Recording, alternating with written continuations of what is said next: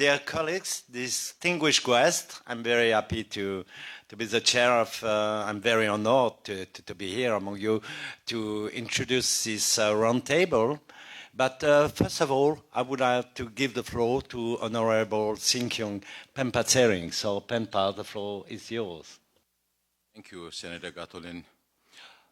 Today morning we had a very interesting and emotional session. In fact, I became quite emotional after Speaker Pelosi spoke about her relationship with Tibet over the last 35 years. She has been very, very supportive. Her support has been very consistent. And as Richard Gay said, it's coming from the heart. And Richard also has been very much involved. Even when I was the representative of His Holiness Dalai Lama in Washington, D.C., he always used to come up to lobby with us, both in the House and the Senate. And after I assumed the role of the Sikyong also, he was always there. During my last visit in April, he was also with us, working with us along shoulder to shoulder at the Hill. And Damon Wilson's speech. And just for your information, I was very impressed by my speaker's speech also, Khenpo Sanam Tembe, because we worked together and he studied English on his own. Yeah, so that was very impressive. So as we were designing the program, along with the Speaker and Deputy Speaker of the House, this time round we decided not to focus on the issues inside Tibet because that's mostly in the background notes that has been prepared for you. Instead, we decided to look at how we can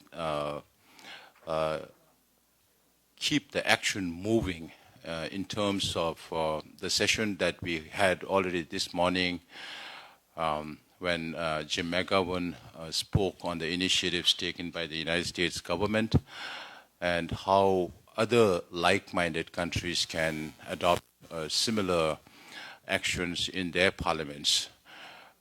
This is for us a very important topic, and considering the Ukraine situation and the evolving dynamism in world politics, it does make a lot of sense to see how the world community looks at China under the new perspectives. And it is going to be very important for us to watch out in the next few months as to how things evolve and China's role in this whole dynamism of global politics and what new global order might shape up and what opportunities might be there for Tibet or Uyghurs and Mongolians and Hong Kongers and even our friends in Taiwan. So we will have to watch the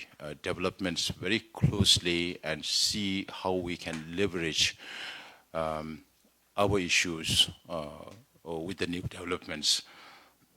And now, since we finished that session already with Jim McGovern's presentation this morning and the very active involvement by other parliamentarians, even I was very much moved and encouraged to see that many other parliamentarians are looking at ways to see how things can be moved in terms of legislation or resolution in their respective parliaments. And this is something that we have to keep it going. We can't just have one conference and then wait for the next conference to happen. This has to be a continuous involvement of parliaments to parliaments relationship and how best practices can be shared and how we can network together, because the one very reason for having this World Parliamentarians Convention on Tibet is also to create, as our speaker mentioned this morning, to create a common platform for all those who are supportive of these, on resolving the Sino-Tibet conflict to come together. So that session we finished, and I'm quite happy with the involvement of other honorable members of parliament from different countries in expressing their interest in how they can leverage and take the movement forward in their national parliaments. And in this convention, we also decided to keep another session on the changing narratives on Tibet. The fact is, China's propaganda is so strong and pervasive, and not many people in this world have the time to read Tibet's history. So, to gain leverage for the middle way approach, for the world to understand that Tibet was an independent country, and that His Holiness the Dalai Lama decided to step down from independence to middle way. Because of China's propaganda, many people believe that Tibet has been a part of China since time immemorial, as China says today. But unfortunately, that is not the truth. And tomorrow morning, as Jim mentioned, the Congressional Executive Commission on China for the first time will hold a hearing in the Congress with the testimonies of researchers and historians who are present, two of whom are present here. Michael van Walt van Praag, who has been associated with the Tibetans for a very, very long time, I think since 1973 when he was a little boy. And then after he finished his international law, he has been associated with us over the years, and with all those collective experience, he has worked with many scholars, over 70, 80 scholars from so many different countries in Asia, and concludes that Tibet has never been considered part of China, whether it is to do with the Mongolian order or the Ming order or the Manchu order, or as per international law today. And then we also have Professor Lau with us here from San Diego, who has done, he has always faced this question as to whether Tibet is part of China or not. And after his retirement, he spent a lot more time looking at the historical documents. Particularly, he wanted to start from the Manchus because his thinking is that he's getting old, and he wanted to cover the latest part of the years from 1644 to 1911. And his book is being translated. It's almost ready for publication. And he has referred to the Manchu imperial Chinese records that establishes the fact that Tibet has never been considered part of the Manchu Empire. And going back to Ming also, we hardly had much relationship with the Mings and the Yuans. We had relations with the Yuans much before the Mongols invaded China. So with those historical perspectives in mind, His Holiness was asked by the Chinese as a precondition to say that Tibet is part of China since time immemorial, or since antiquity. But His Holiness is a Buddhist monk, and as Richard Gere was saying this morning, that he points at his tongue and says, "This tongue never lies." So he cannot lie. So he cannot say that Tibet was part of China.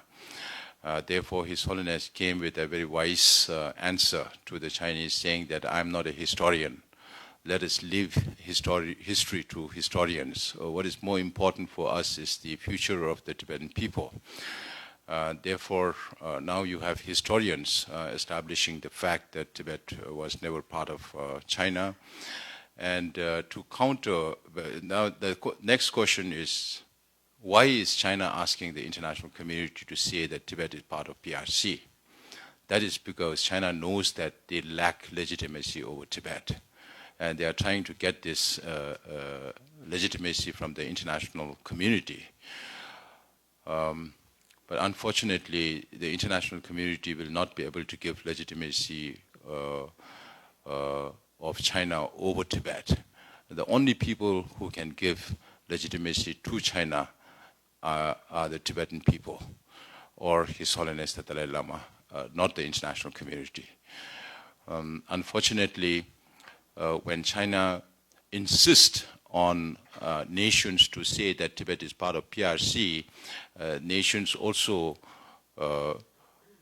recite that like a mantra, saying that Tibet is part of PRC.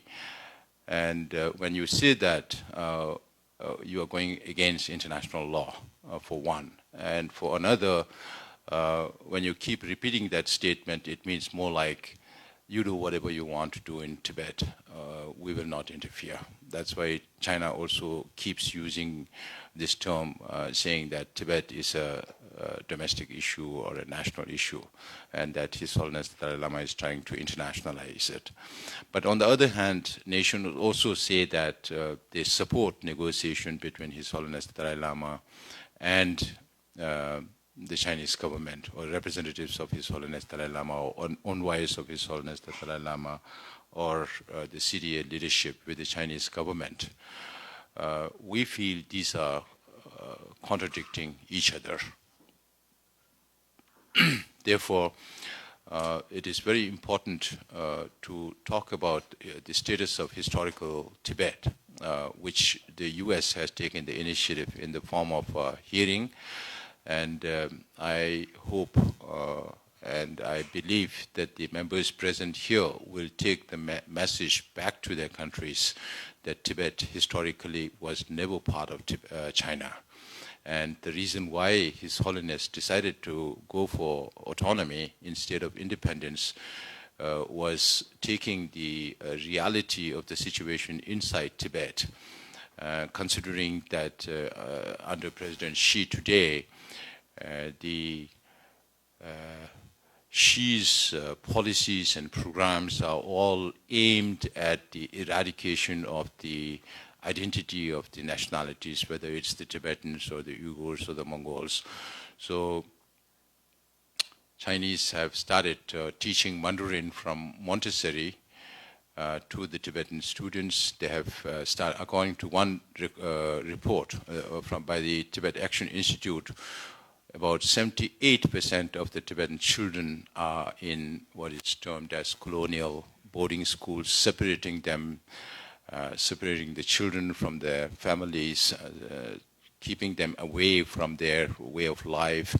And if Chinese are really adamant about implementing these policies in another 15, 20 years down the line, we may not have that many Tibetans in Tibet who will speak the Tibetan language. And that will be very, very detrimental for the whole cause and for the existence. This is an existential problem for the Tibetans. So with these two objectives, the speaker and the deputy speaker, and we decided to design this program, not only to talk about the immediate and the urgent problems that we face inside Tibet, but look at how we can work together and how do we have to change the narrative to provide leverage for the middle way approach so that Chinese will have to consider coming to the negotiating table. The reason why I said these two statements of, on the one hand, saying Tibet is part of PRC, and on the other hand, saying that they support negotiation, are contradictory, and that does not help leverage because the middle way approach, because Chinese rule Tibet with an iron grip inside Tibet. And when there's no international community to caution them as to what is happening inside Tibet, then there's no reason for China to come on the negotiating table. So we now realize that this is their Achilles heel. of China. The question that concerns the legitimacy of China over Tibet is China's weakness, and that is where we need to strike. That is why we feel it's important to change the narrative on Tibet. And there are also other issues in this program talking about Tibet's environment, which is not only important to the Tibetans, but the whole region and maybe for the whole world. Because we call ourselves the land, heavenly abode, land surrounded by snow mountain ranges. Then by 1906, I remember one American author having termed one of his chapters as roof of the world. And since then, the Western world started calling Tibet the roof of the world because of its altitude of more than 12,000 feet average altitude of Tibet. And then Asians call Tibet as the source of Asian rivers, because the major rivers that originate from Tibet goes into India, Pakistan, into India, Bangladesh, then into Burma, into Laos, Cambodia, Thailand, Vietnam. And the two major rivers in China also originate from Tibet. So there are serious issues about water security in the years to come. We have been saying that we are political refugees today, but there may be many more environmental refugees in the future.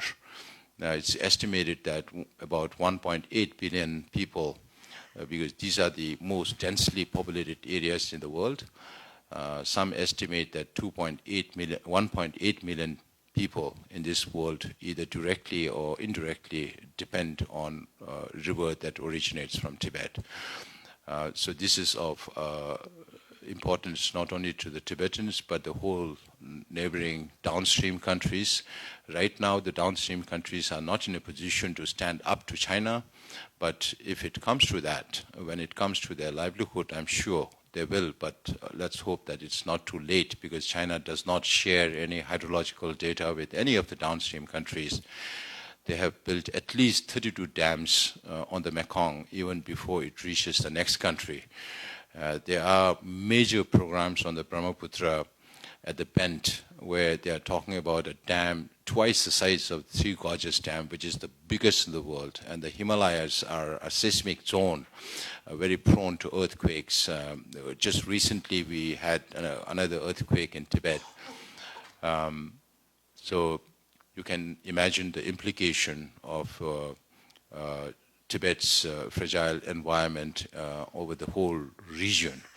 Then in this convention, we also have our friends from Uyghur.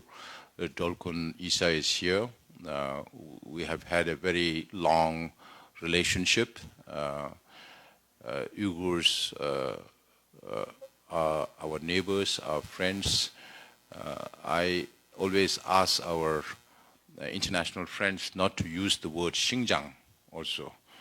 Xinjiang is the word given by China to the Uyghurs, Uyghur people. It's better to call them Uyghur people or East Turkestanis, because for Tibet they say Xizang.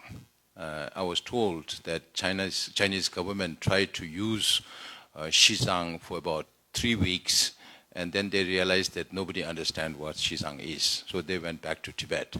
So I think if the international community does not use the words that China uses, even when you look at the Google map, if I look at the Google map, I won't be able to identify areas inside Tibet which are now Chinese names. So we have to desist. But these are also part of the signification of Tibet and other national regions inside China, even though these are small matters, but it does matter a lot in terms of avoiding or deflecting China's signification of all the nationalities in Tibet and in China.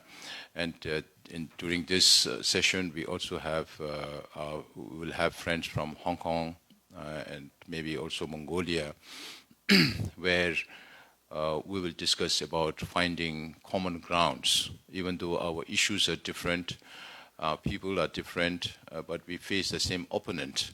and how do we galvanize our efforts together to face the common opponent. And I think that will be one very interesting session where we hope that there could be some concrete proposals for us to pursue into the future to face common challenges. So with these remarks, I also want to specifically point out Speaker Pelosi's remarks this morning about His Holiness reincarnation, which should be in the declaration of this World Parliamentarians Convention on Tibet, that the reincarnation of His Holiness the Dalai Lama will lie only with His Holiness Dalai Lama and the Tibetan people, not the Chinese government. Just before conclude, I want to recognize the presence of my old friend, Senator Dean Eno, because he is the one parliamentarian who has never missed any of the World Parliamentarians Convention on Tibet since 1994.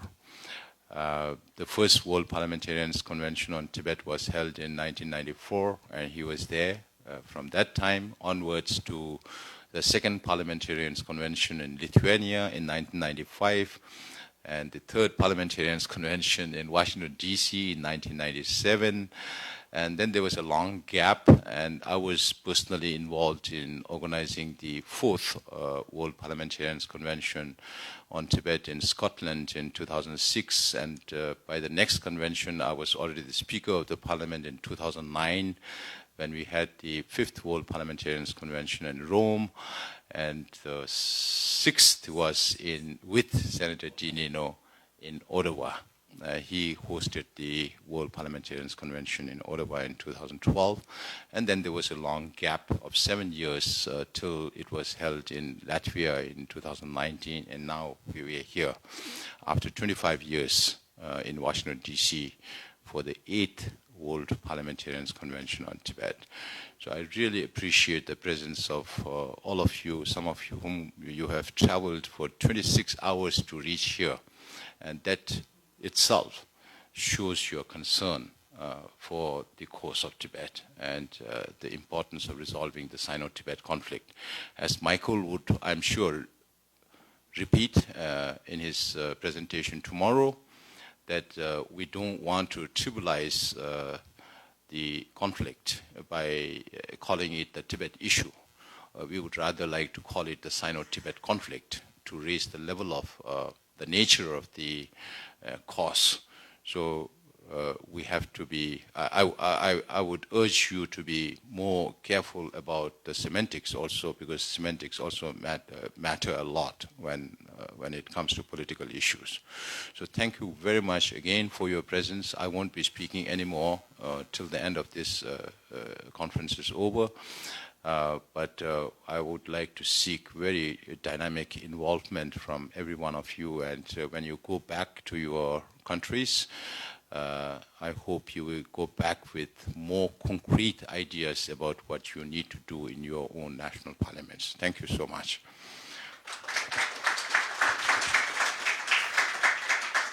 Thank you so much, Honorable Sekyung.